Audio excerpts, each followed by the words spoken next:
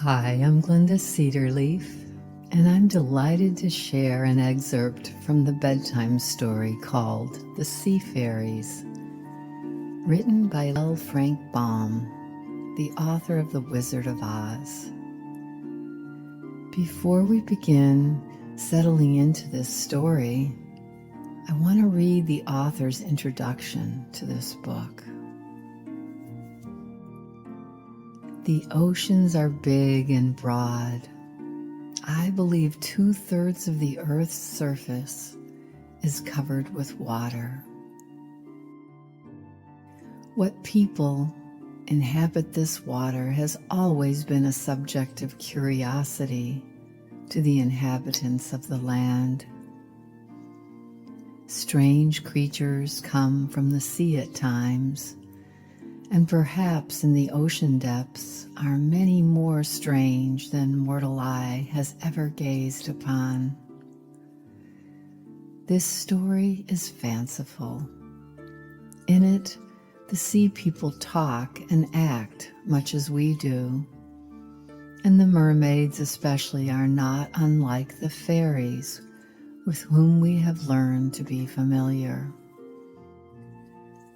I am told that some very learned people deny that mermaids or sea serpents have ever inhabited the oceans, but it would be very difficult for them to prove such an assertion unless they had lived under the water, as Trot and Cap'n Bill did in this story. I hope my readers who have so long followed Dorothy's adventures in the land of Oz will be interested in Trot's equally strange experiences. The ocean has always appealed to me as a veritable wonderland, and this story has been suggested to me many times by my young correspondents in the letters. Indeed, a good many children have implored me to write something about the mermaids, and I have willingly granted the request. L. Frank Baum.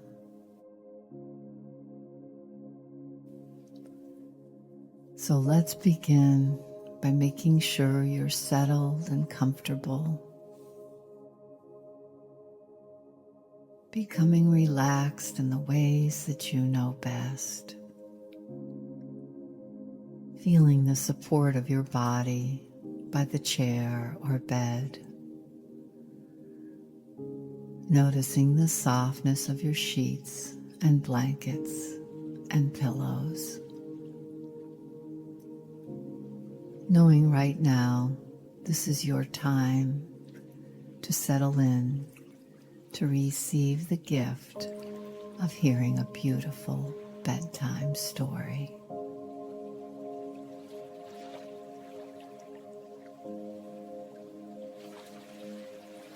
The air was soft and warm, and the sun turned the edges of the waves into sparkling diamonds.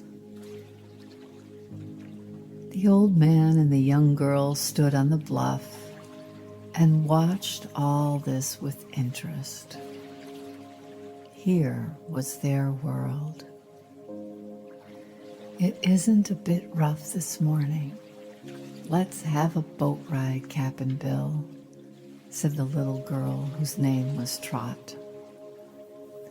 Suits me to a T, declared the sailor. So they found the winding path that led down the face of the cliff to the narrow beach below and cautiously began the descent. Trot never minded the steep path or the loose rocks at all, but Cap'n Bill, his wooden leg wasn't so useful on a downgrade as on a level, and he had to be careful not to slip and take a tumble.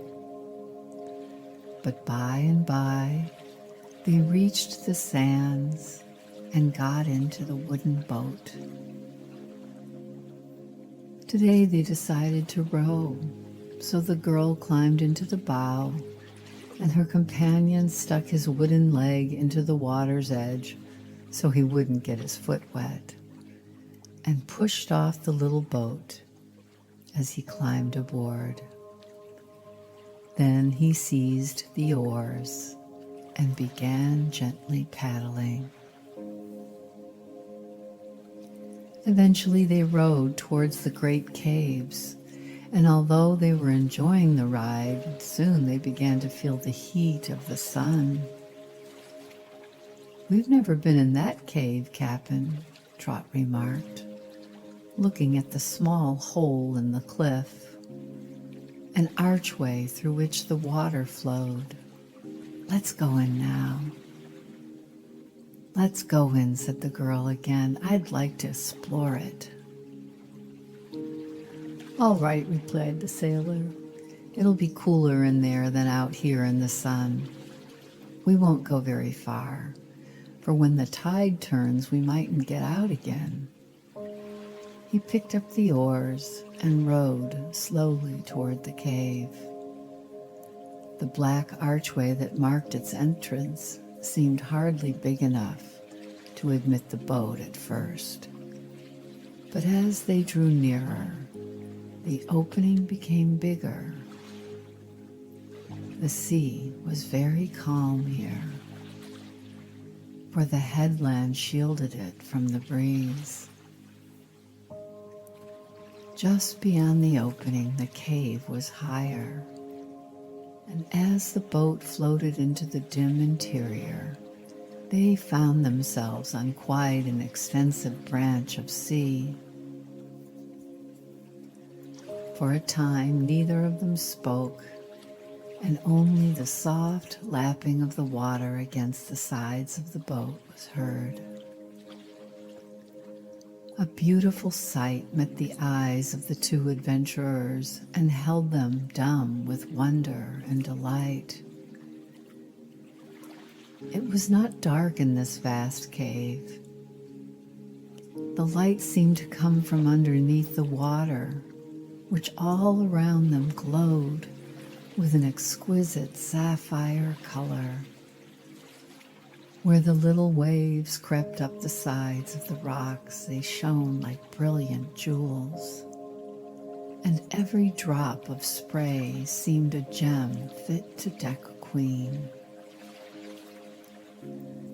Trot leaned her chin on her hands and her elbows on her lap and gazed at this charming sight with real enjoyment. Cap'n Bill drew in the oars and let the boat drift where it would, while he also sat silently, admiring the scene. Slowly, the little craft crept farther and farther into the dim interior of the vast cavern, while its two passengers feasted their eyes on the beauties constantly revealed. Both the old seaman and the little girl loved the ocean and all its various moods. To them, it was a constant companion and a genial comrade. If it stormed and raved, they laughed with glee. If it rolled great breakers against the shore, they clapped their hands joyfully.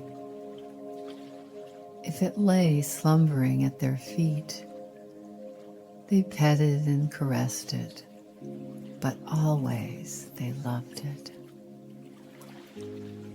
Here was the ocean yet.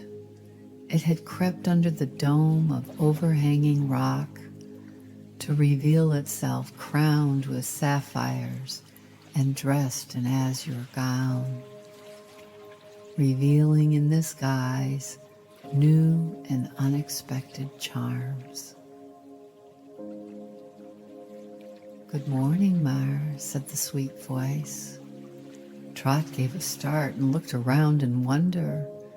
Just beside her in the water were little eddies, circles within circles, such as are caused when anything sinks below the surface. Rising from the blue water was a fair face, around which floated a mass of long blonde hair. It was a sweet girlish face with eyes of the same deep blue as the water, and red lips whose dainty smile disposed 2 rows of pearly teeth. The cheeks were plump and rosy, the brows gracefully penciled, while the chin was rounded and had a pretty dimple in it. "The most beautifulest in the world," murmured Cap'n Bill. There was a peal of merry laughter at this, laughter that rippled and echoed throughout the cavern.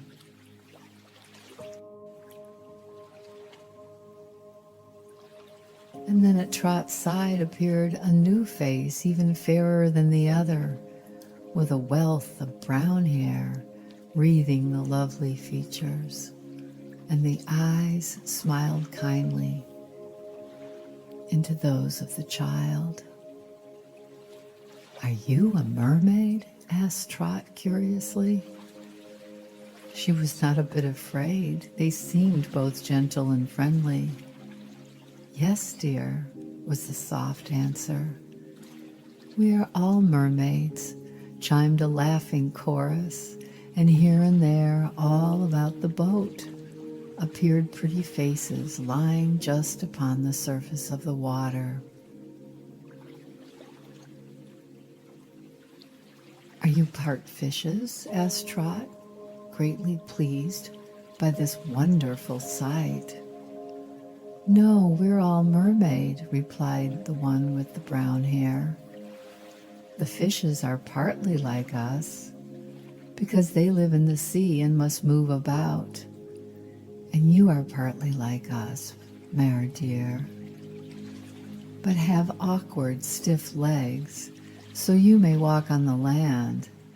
But the mermaids lived before fishes and before mankind, so both have borrowed something from us." "Then you must be fairies if you've lived always," remarked Trot, nodding wisely. "We are, dear. We are the water fairies," answered the one with the blonde hair, coming nearer and rising till her slender white throat showed plainly. We're goners," Trot sighed Cap'n Bill with a white, woebegone face. "I guess not, Cap'n," she answered calmly. "These pretty mermaids aren't going to hurt us, I'm sure." "No, indeed," said the first one who had spoken. "If we were wicked enough to wish to harm you, our magic could reach you as easily upon the land as in this cave. But we love little girls dearly and wish only to please them and make their lives more happy." "I believe that," cried Trot earnestly. Cap'n Bill groaned. "Guess why we have appeared to you," said another mermaid, coming to the side of the boat. "Why?" asked the child. "We heard you say yesterday you would like to see a mermaid, and so we decided to grant your wish." "That was real nice of you," said Trot, grateful. "Would you like to visit our kingdom and see all the wonders that exist below the sea?" "I'd like to," replied Trot promptly. "But I couldn't. I'd get drowned." "Oh, no," said the mermaid. "We would make you both like one of ourselves, and then you could live within the water as easily as we do." "I don't know as I'd like that," said the child, "at least for always." "You need not stay with us a moment longer than you'd please," returned the mermaid, smiling, as if amused at the remark. Whenever you're ready to return home, we promise to bring you to this place again and restore it to you, the same form you are now wearing." "Would I have a fish's tail?" asked Trot earnestly. "You would have a mermaid's tail," was the reply. "What color would my scales be, pink or purple?" "You may choose the color yourself." "Look a-here, Trot," said Cap'n Bill in excitement. "You ain't thinking or doing such a fool thing, are you?" "Of course I am," declared the little girl. "We don't get such invitations every day, Cap'n. And if I don't go now, I may never find out how the mermaids live." "I don't care how they live myself," said Cap'n Bill. "I just want 'em to let me live." "There's no danger," insisted Trot. "I don't know about that. That's what all the other folks said when they dove after the mermaids and got drowned." "Who?" asked the girl. "I don't know who, but I've heard tell." "You've heard that no one ever saw a mermaid and lived," said Trot. "To tell the tale," he added, nodding, "and if we dive down like they says, we won't live ourselves." All the mermaids laughed at this, and the brown-haired one said, "Well, if you're afraid, don't come. You may row your boat out of this cave and never see us again if you like. We merely thought it would please little Meyer, and we're willing to show her the sights of our beautiful home." "I'd like to see him all right," said Trot, her eyes glistening with pleasure. "So would I," admitted Cap'n Bill, "if we would live to tell the tale." "Don't you believe us?" asked the mermaid, fixing her lovely eyes on those of the old sailor and smiling prettily. "Are you afraid to trust us to bring you safely back?" "No," said Cap'n Bill, "'tain't that. I've got to look after Trot." "Then you'll have to come with me," said Trot decidedly, "for I'm going to accept this invitation. If you don't care to come, Cap'n Bill, you go home and tell Mother I'm visiting the mermaids." "She'd scold me after Shivers," moaned Cap'n Bill with a shudder. "I guess I'd rather take my chance down below." "All right, I'm ready, Miss Mermaid," said Trot. "What shall I do? Jump in clothes and all?" "Give me your hand, dear," answered the mermaid, lifting a lovely white arm from the water. Trot took the slender hand and found it warm and soft and not a bit fishy. "My name is Clea," continued the mermaid, "and I am a princess in our deep sea kingdom." Just then Trot gave a flop and flopped right out of the boat into the water. Cap'n Bill caught a gleam of pink scales as his little friend went overboard. And the next moment, there was Trot's face in the water among those of the mermaids.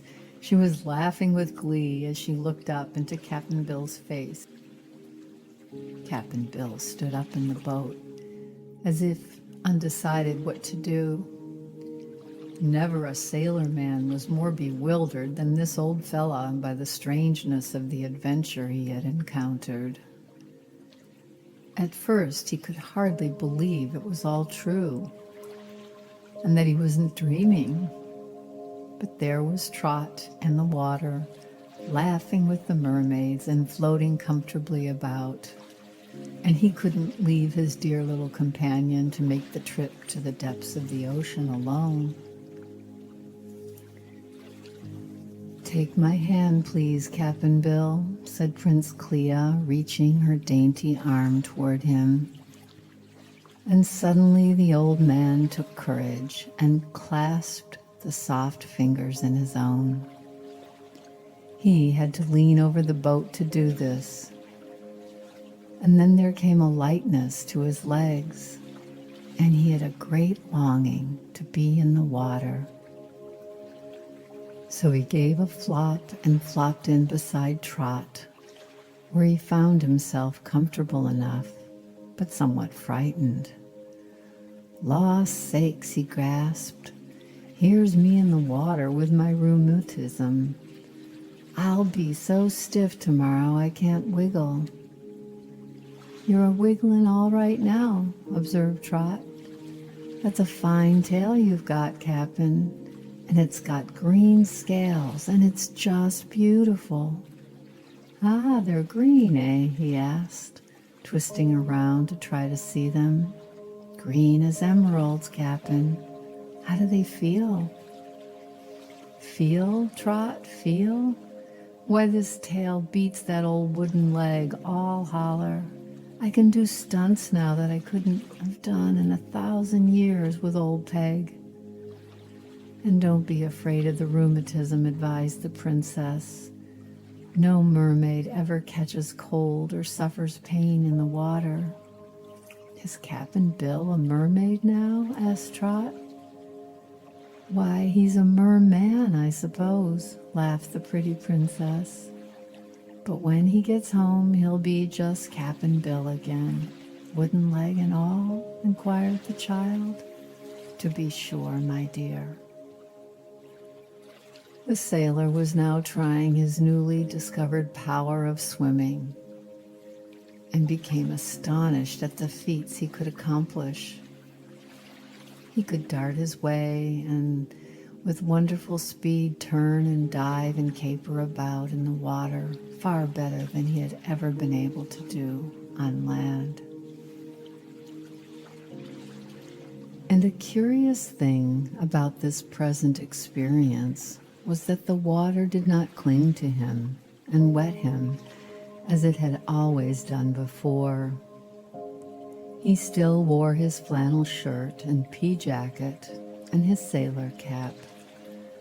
But although he was in the water and had been underneath the surface, the cloth still seemed dry and warm. As he dived down and came up again, the drops flashed from his head and the fringe of his beard, but he never needed to wipe his face or eyes at all. Trot, too, was having experiences and enjoying them. When she ducked underwater, she saw plainly everything about her as easily and distinctly as she had ever seen anything above water. And by looking over her shoulder, she could watch the motion of her new tail, all covered with pretty iridescent pink scales, which gleamed like jewels. She wore her dress the same as before, and the water failed to affect it in the least. She now noticed that the mermaids were clothed too, and their exquisite gowns were the loveliest thing the little girl had ever beheld.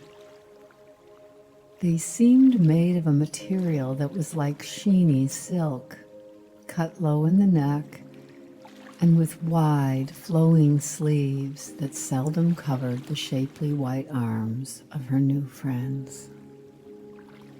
The gowns had trains that floated far behind the mermaids as they swam, but were so fleecy and transparent that the sparkle of their scales might be seen reaching back of their waists, where the human form ended and the fish part began.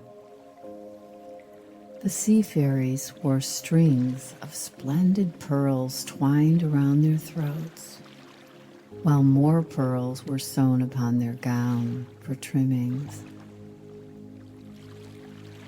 They did not dress their beautiful hair at all, but let it float around in the clouds. The little girl had scarcely time to observe all this when the princess said, "Now, my dear, if you're ready, we'll begin our journey. for it is a long way to our palaces." "All right," answered Trot, and took the hand extended to her with a trustful smile. "Will you allow me to guide you, Cap'n Bill?" asked the blonde mermaid, extending her hand to the old sailor. "Of course, ma'am," he said, taking her fingers rather bashfully. "My name is Merla," she continued, "and I am cousin to Princess Clea. We must all keep together, you know, and I will hold your hand to prevent your missing the way." While she spoke, they began to descend through the water, and it grew quite dark for a time because the cave shut out the light. But presently Trot, who was eagerly looking around her, began to notice the water lighten and saw they were coming into brighter parts of the sea. "We have left the cave now," said Clea, "and may swim straight home." "I suppose there are no winding roads in the ocean," remarked the child, swimming swiftly beside her new friend. "Oh, yes, indeed, at the bottom. The way is far from being straight or level," replied Clea. "But we are in mid-water now, where nothing will hinder our journey. Unless—" and then she seemed to hesitate, so Trot asked, "Unless what?" "You must remember that we are fairies," said Princess Clea. "For that reason, nothing in the ocean can injure us, but you two are mortals and therefore not entirely safe at all times, unless we protect you. I'll take care of you on our journey." "Why, how old are mermaids then?" asked Trot, looking around at the beautiful creatures wonderingly. "We are like all ladies of uncertain age," rejoined the princess with a smile. "We don't care to tell." "Older than Cap'n Bill?" "Yes, dear," said Clea. "But we haven't any gray whiskers," added Merla merrily, "and our hearts are ever young." Trot was thoughtful. It made her feel solemn to be in the company of such old people. The band of mermaids seemed to all appearances young and fresh, and not a bit as if they'd been soaked in water for hundreds of years. The girl began to take more notice of the sea maidens following after her.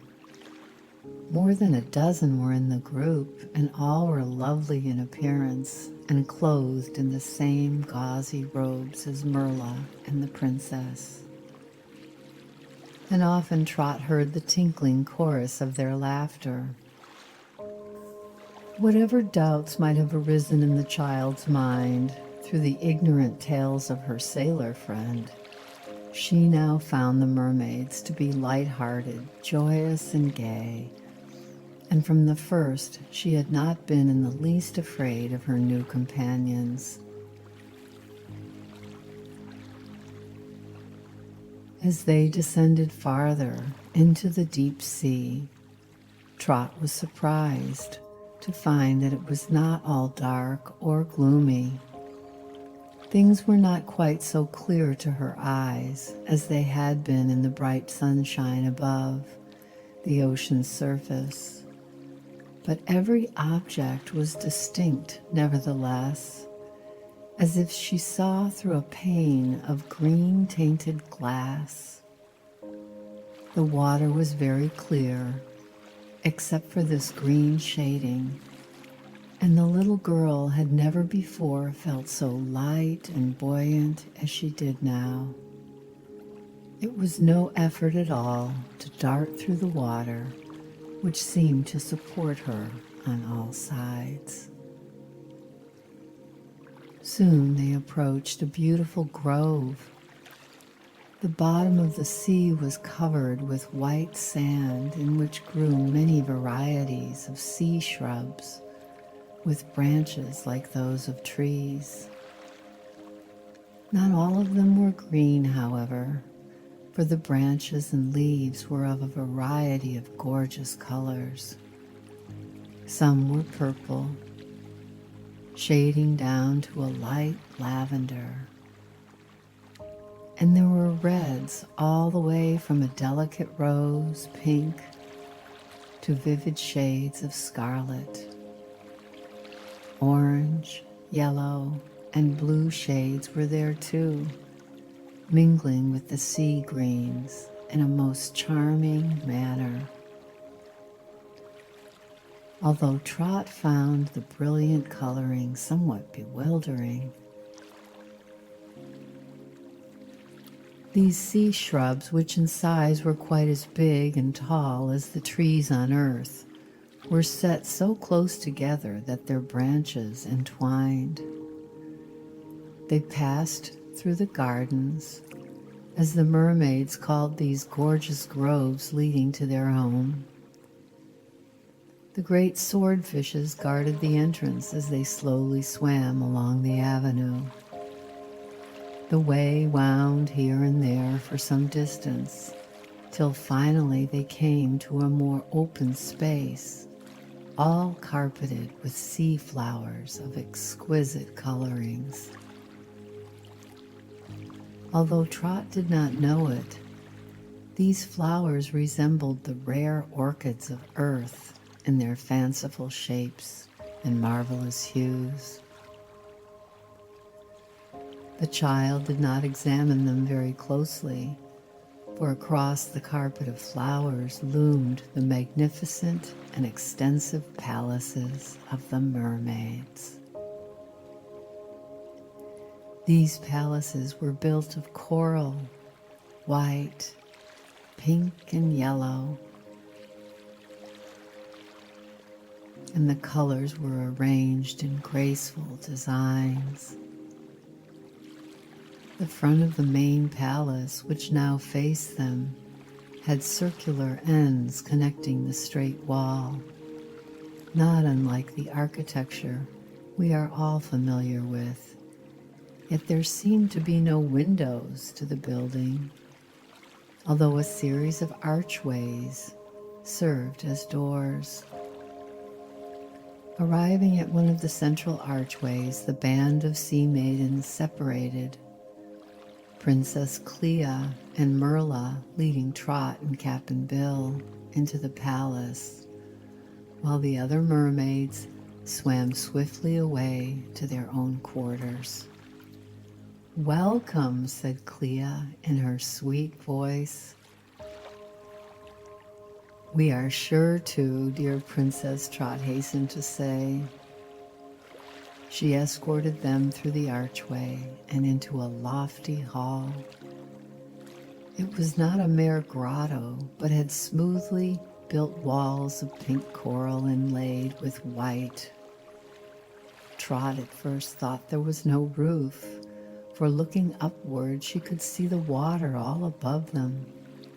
But the princess, reading her thoughts, said with a smile, "Yes, there is a roof, or we would be unable to keep all the sea people out of our palace. But the roof is made of glass to admit the light." "Glass!" cried the astonished child.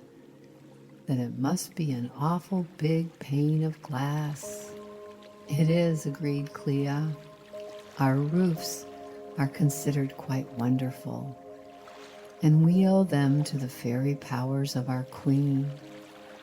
Of course, you understand there is no natural way to make glass underwater." "No, indeed," said Cap'n Bill. And then he asked, "Does your queen live here?" "Yes, she is waiting now in her throne room to welcome you." "Come then," said Clea, and once more, taking Trot's hand, she led the girl through still another arch, while Merla followed just behind them, escorting Cap'n Bill. They now entered an apartment so gorgeous that the child fairly gasped with astonishment. The Queen's throne room was indeed the grandest and most beautiful chamber in all the ocean palaces. Its coral walls were thickly inlaid with mother of pearl, exquisitely shaded and made into borders and floral decorations. In the corners were cabinets, and upon the shelves of which were many curious shells, all beautifully polished. The floor glittered with gems arranged in patterns of flowers like a brilliant carpet. Near the center of the room was a raised platform of mother of pearl upon which stood a couch thickly studded with diamonds. Here reclined Queen Aquarain, a being so lovely that Trot gazed upon her spellbound, and Cap'n Bill took off his sailor cap and held it in his hands.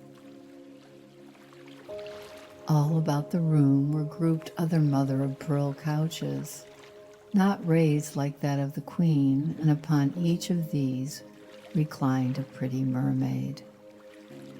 They could not sit down as we do, Trot readily understood because of their tails, but they rested very gracefully upon the couches, with their trailing gauzy robes arranged in fleecy folds. When Clea and Merla escorted the strangers down the length of the great room toward the royal throne, they met with pleasant looks and smiles on every side, for the sea maidens were too polite to indulge in curious stares. They paused just before the throne, and the Queen raised her head upon one elbow to observe them. "Welcome, Meyer," she said, "and welcome, Cap'n Bill. I trust you are pleased with your glimpse of the life beneath the surface of our sea." "I am," answered Trot, looking admiringly at the beautiful face of the Queen. "It's all mighty curious and strange-like," said the sailor slowly. "I'd no idea you mermaids were like this at all. Allow me to explain that it was to correct your wrong ideas about us that led me to invite you to visit us," replied the Queen. "We usually pay little heed to the Earth people, for we are content in our own dominions. But of course we know all that goes on upon your Earth. So when Princess Clea chanced to overhear your absurd comments about us, we were greatly amused and decided to let you see with your own eyes just what we are like." "I'm glad you did," answered Cap'n Bill, dropping his eyes in some confusion as he remembered his former description of the mermaids. "Now that you're here," continued the Queen in a cordial, friendly tone, "you might as well remain with us a few days and see the wonderful sights of our ocean." "I'm much obliged to you, ma'am," said Trot, "and I'd like to stay ever so much. But Mother worries just dreadfully if we don't get home in time." "I'll arrange all that," said Aquarain with a smile. "How?" asked the girl. "I will make your mother forget the passage of time so she will not realize how long you're away. Then she cannot worry." "Can you do that?" inquired Trot. "Very easily. I will send your mother into a deep sleep that will last until you're ready to return home. Just at present, she is seated in her chair by the front window, engaged in knitting." The Queen paused to raise an arm and wave it slowly to and fro. Then she added, "Now, your mother is asleep, little mare, and instead of worries, I promise her pleasant dreams. Won't someone rob the house while she's asleep? Asked the child anxiously. No, dear, my charm will protect the house from any intrusion. That's fine, exclaimed Trot in delight.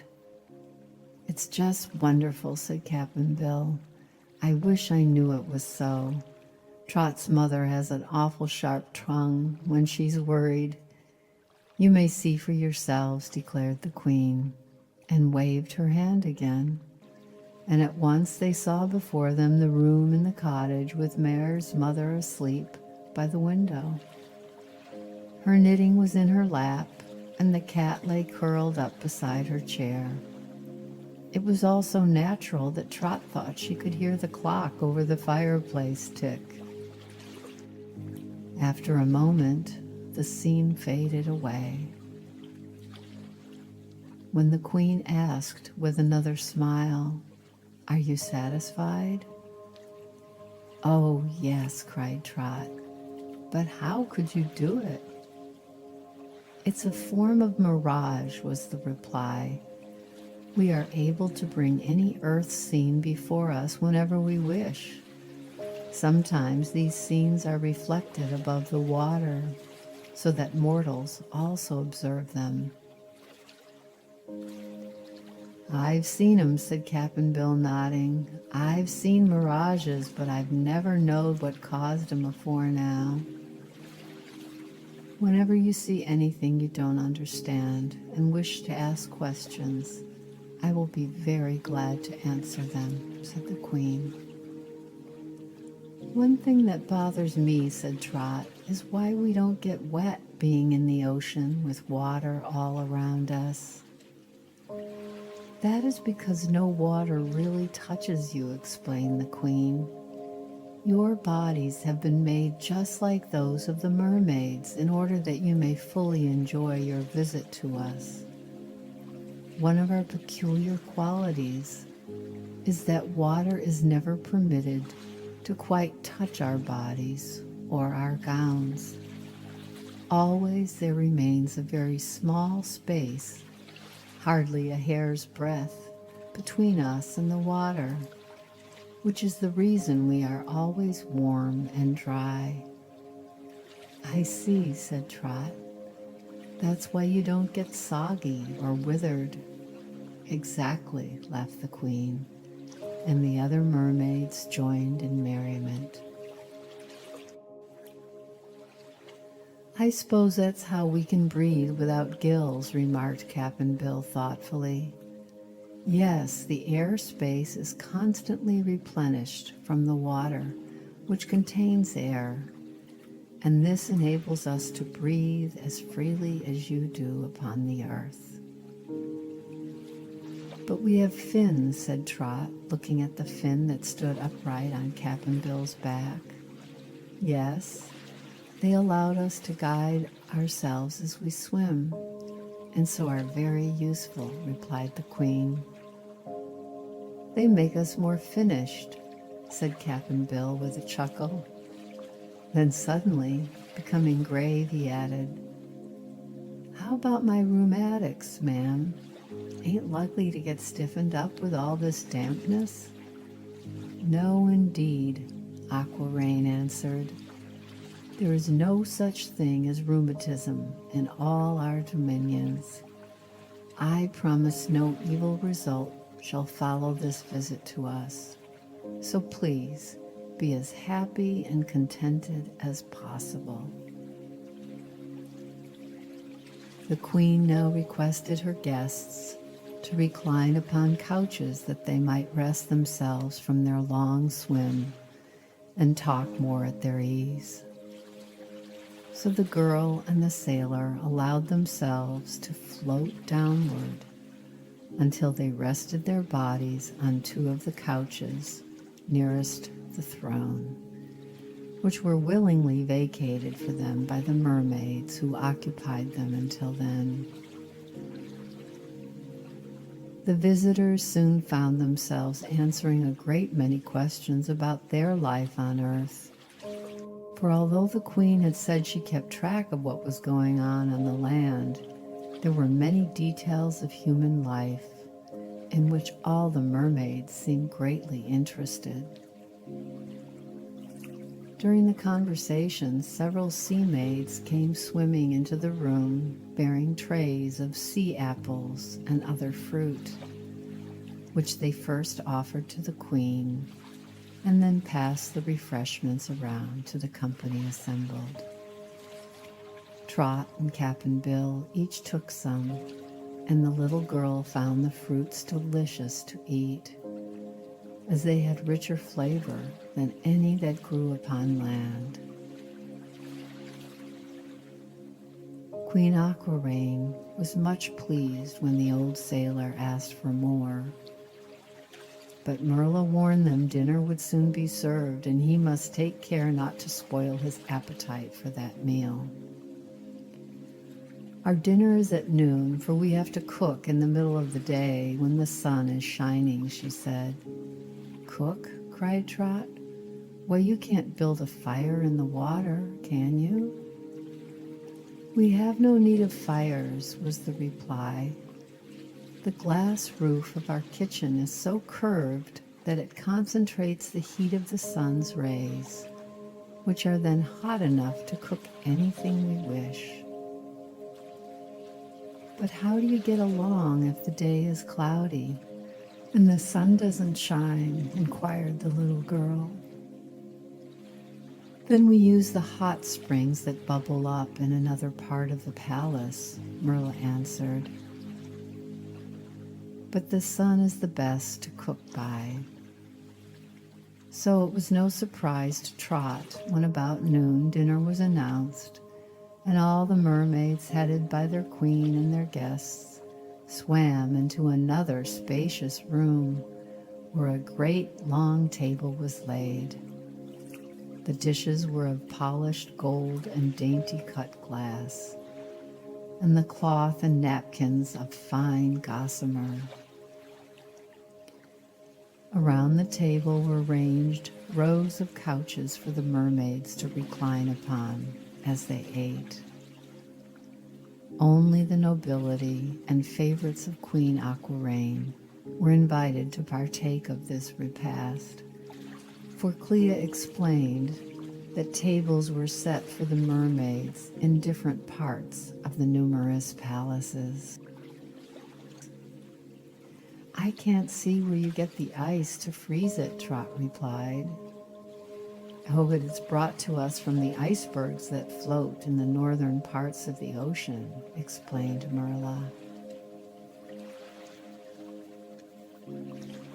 And we use electric lights in our palaces and have done so for thousands of years, long before the Earth people knew of electric lights.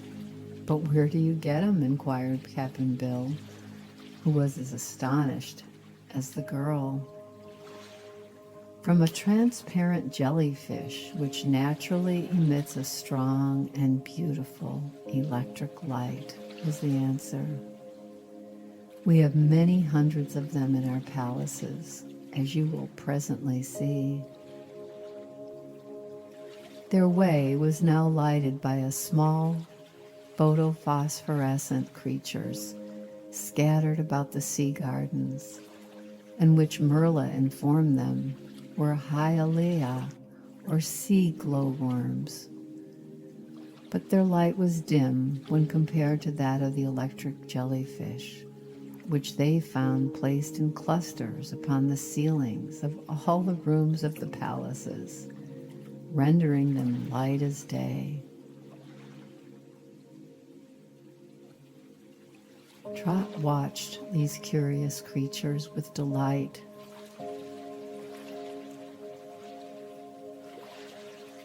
For delicately colored lights ran around their bodies in every direction in a continuous stream, shedding splendid rays throughout the vast halls.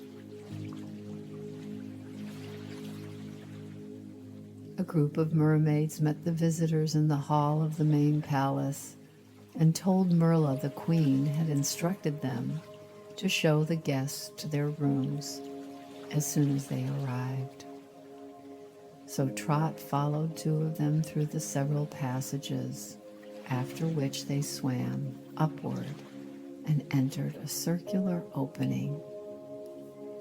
There were no stairs here because there was no need of them, and the little girl soon found herself in an upper room that was very beautiful indeed. All the walls were covered with iridescent shells, polished till they resembled mother of pearl, and upon the glass ceiling were clusters of the brilliant electric jellyfish, rendering the room bright and cheerful with their radiance. In one corner stood a couch of white coral with gossamer draperies hanging around it from the 4 high posts. Upon examining it, the child found the couch was covered with soft amber sponges, which rendered it very comfortable to lie upon. In a wardrobe, she found several beautiful gossamer gowns, richly embroidered and colored seaweeds, and these Trot was told she might wear while she remained the guest of the mermaids. She also found a toilet table with brushes, combs, and other conveniences, all of which were made of polished tortoise shell. Really, the room was more dainty and comfortable than one might suppose, possible in a palace far beneath the surface of the sea. And Trot was greatly delighted with her new quarters.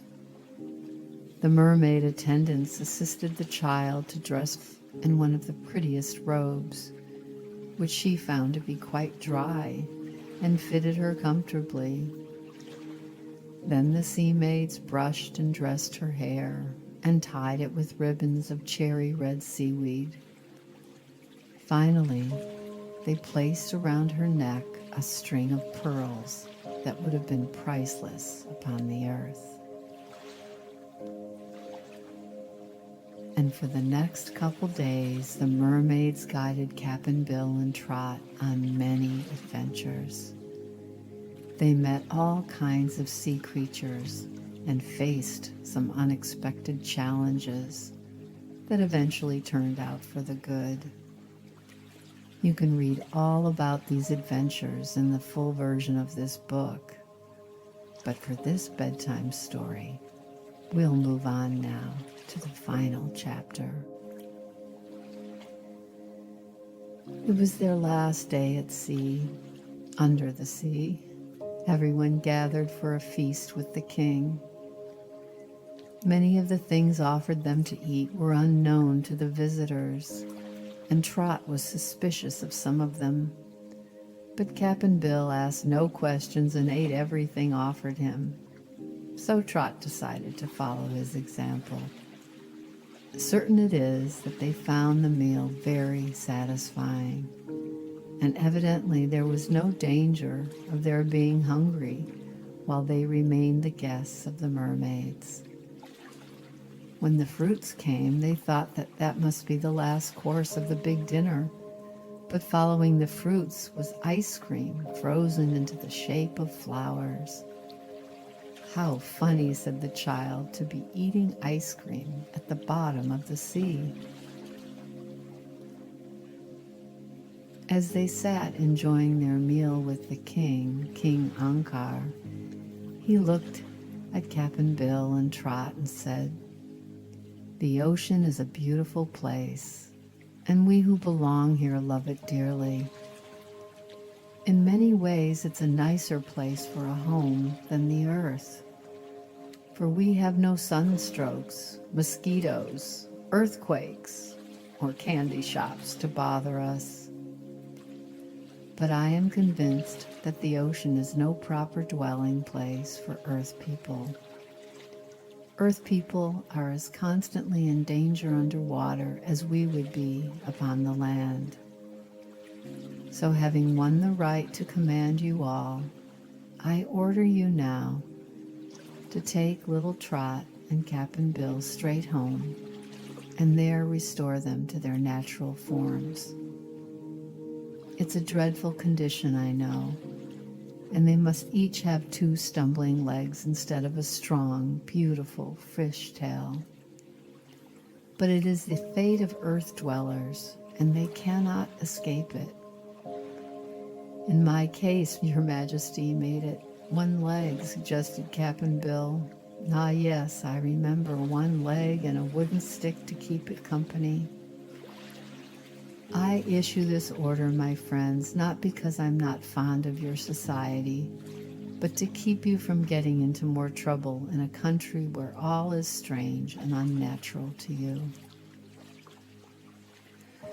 Well, I'm ready to go home, said Trot, but I've enjoyed my visit, and I shall always love the mermaids for being so good to me.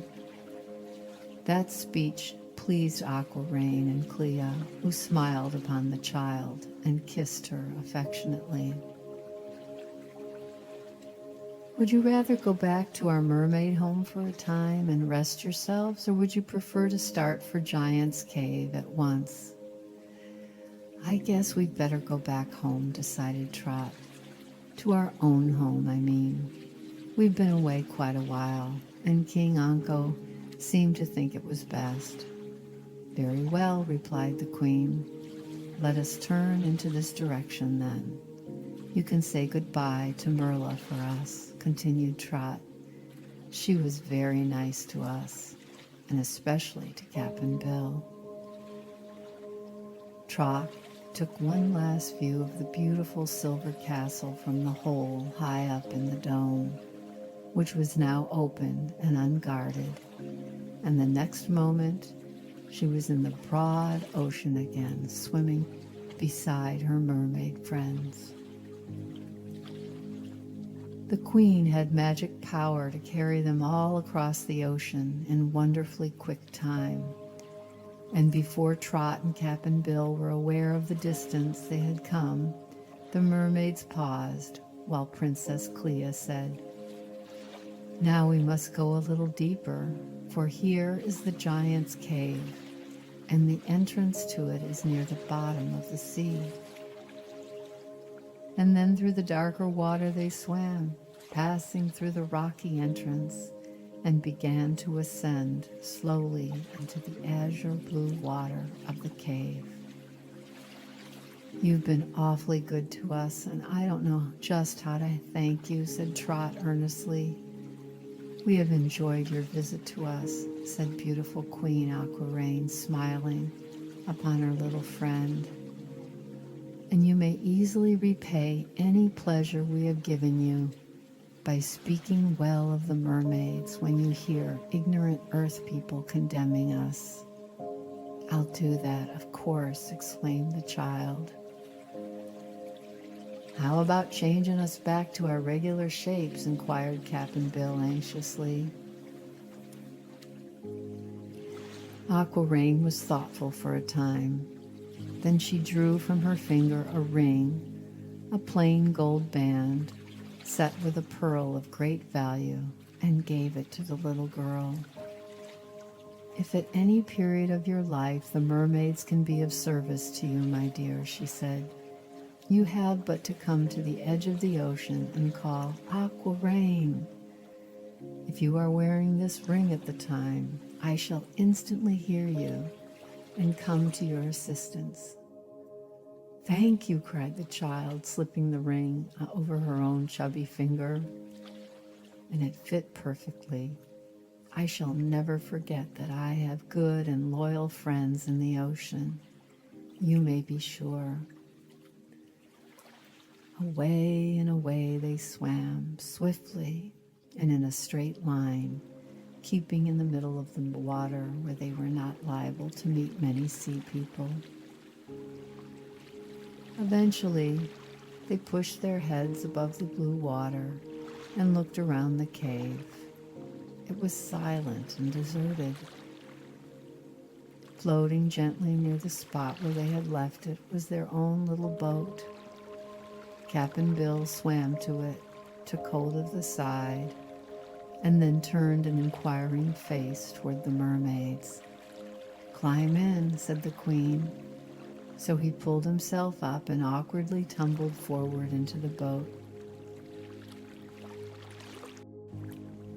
As he did so, he heard his wooden leg clatter against the seat and turned around to look at it wonderingly. "It's me, all right," he muttered. "One meat one and one hickory one. That's the same as belongs to me." "Will you lift Trot aboard?" asked Princess Clea. As Trot lifted up her arms, he seized them and drew her safely into the boat. She was dressed just as usual, and her chubby legs wore shoes and stockings. Strangely enough, neither of them were at all wet or even damp in any part of their clothing. "I wonder where our legs have been while we've been gone," mused Cap'n Bill, gazing at his little friend in great delight. "And I wonder what's become of our pretty pink and green scaled tails," returned the girl, laughing with glee. For it seemed good to be herself again. Queen Aquaraine and Princess Clea were a little way off, lying with their pretty faces just out of the water, while their hair floated in soft clouds around them. "Goodbye, friends," they called. "Goodbye," shouted both Trot and Cap'n Bill, and the little girl blew 2 kisses from her fingers towards the mermaids. Then the faces disappeared, leaving little ripples on the surface of the water.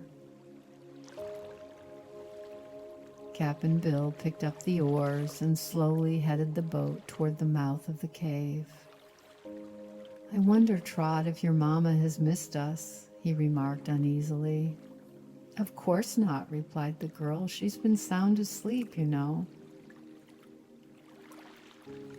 As the boat crept out into the bright sunlight, they were both silent, but each sighed with pleasure at beholding their own everyday world again.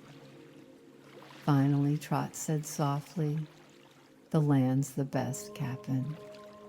"It is, mate, for living on," he answered. "But I'm so glad to have seen the mermaids," she added. "Well, so am I, Trot," he agreed.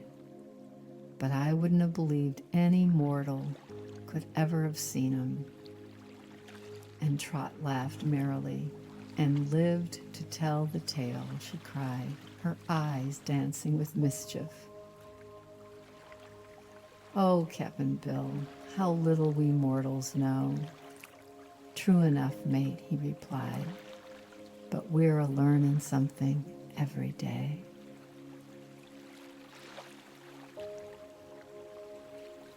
And that's the end of the story.